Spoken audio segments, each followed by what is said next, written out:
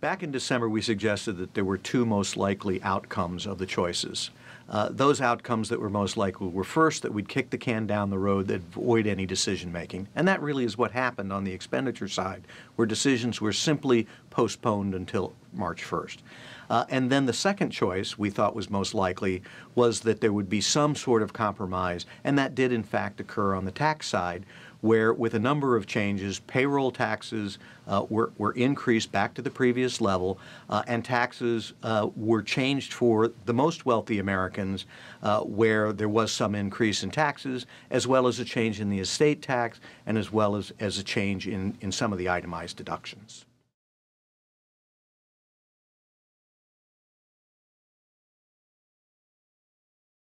Well, there are really three things that still face us at this point.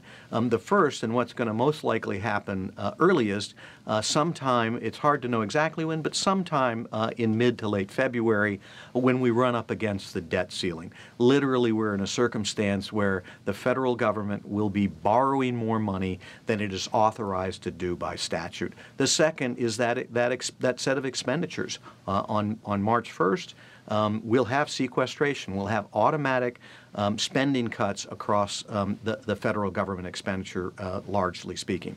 And the third, and this one isn't, people aren't quite so aware of this one, but the third is that this government operates truly without a budget, where the Congress rolls forward the ability to manage the federal government on a short-term basis, and that expires sometime in late March.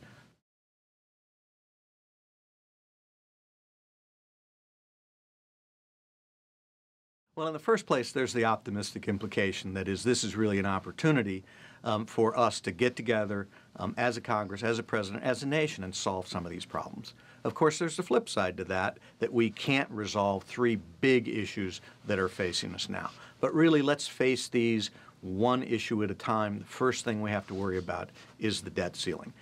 If we can't pass a resolution in some way to increase the debt ceiling, then we literally won't be able to borrow enough money to continue government operations at the same level that we have now. That's likely to result in potentially employment at the governmental level declining. It could be furloughs. It could be actual layoffs. It's hard to say. Let's look at number two. Number two is the notion that we've got these expenditure cuts that they're going to automatically occur on March 1st. Now, those are pretty indiscriminate cuts. They impact a lot of departments. And again, that could result in, largely speaking, a reduction in obviously in the government's ability to support the economy through government expenditures. And then third and finally, and this one isn't that well known, is that notion of the government's continuing resolution. We don't really have an operating budget with the U.S. government. We have this series of continuing resolutions that postpones that inevitable need to have a budget and essentially allows the government to keep operating on the same basis. Now, if you remember back to 95, 96, when the continuing resolution wasn't passed, there were furloughs and layoffs and other issues as the government was only going to be able to continue emergency services, and a lot of things they just couldn't do because they didn't have the ability to do it.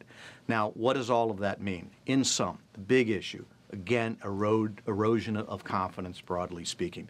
If we don't think the government can work together in order to solve these problems, to balance the needs of government and the U.S.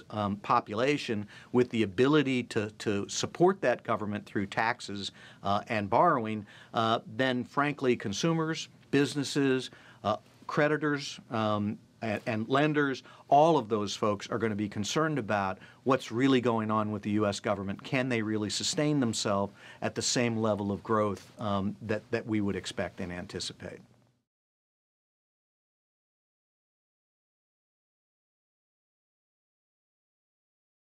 Sure, and this is one of the things that really dismays you about what's going on at the fiscal policy level, because there are a lot of bright spots. We see a path towards energy independence where we won't be importing Middle Eastern oil. That could add as much as 0.5% to GDP on a forward-looking basis. Technology, which U.S. has long been a leader and is going to be a critical part of the growth path of the entire world, technology is a place where we're already seeing terrific seeds, both in Silicon Valley and places like Austin, where we're seeing a significant resurgence there. Then you have other areas. The housing market appears to have bounced up off the bottom significantly. We've got positive housing starts. Yet we've got low borrowing costs supported by monetary policy both in the U.S. And around the globe. Inflation is relatively quiet. If you were doing a checkbox of things about this economy, you would say there are a lot of good signs for the U.S. economy and for a path towards sustainable growth.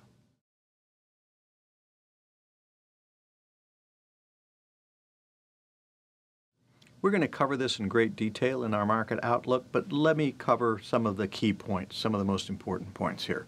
First, we're seeing a reduction in volatility across several asset classes. We think that's likely to continue. Our cap markets team believes that that's likely to continue for quite some time. That's pretty good investors. Lower volatility increases their view that markets will be relaxed and increases their overall confidence level. So that's important. Second, we think risk assets are likely to do fine. We don't necessarily think it's off to the races for risk assets, but given the environment we're in, we think risk assets are likely to give an attractive risk-adjusted return in the near term. Focusing on the equity markets broadly speaking, we think there are a lot of positive with the U.S. and assuming that these issues are resolved, and we're fairly optimistic that most of them will be, we think the U.S. equity market will provide pretty attractive returns relative to some of the more developed markets like Europe and Japan, which still have a number of significant issues overhanging them. When we turn to emerging market equities, we think the developing economies continue to grow. We think that's positive. We think those markets will do well over the long term. Certainly not each and every year. There'll certainly be fits and starts. That's the nature of developing economies. But we're pretty optimistic about that as a long-term opportunity set as well. A couple of things that we like to always remind clients. First, look to diversification. There was a sense that that might have been dead during the financial crisis. There's positive value to diversification, and clients should be aware of that broadly as they look at their investment program. Second and finally, we think it's important at this time of the year, as we begin this calendar year, to look at your investment plan, re-examine it. Does it make sense relative to your objectives and your needs, your level of liquidity requirements, those sort of things. Look at your plan. Does it make sense? Reinvigorate the plan if that's what's necessary, and then make sure you're warily keeping an eye on markets going forward so that if adjustments need to occur in the plan, you're in a position to do that.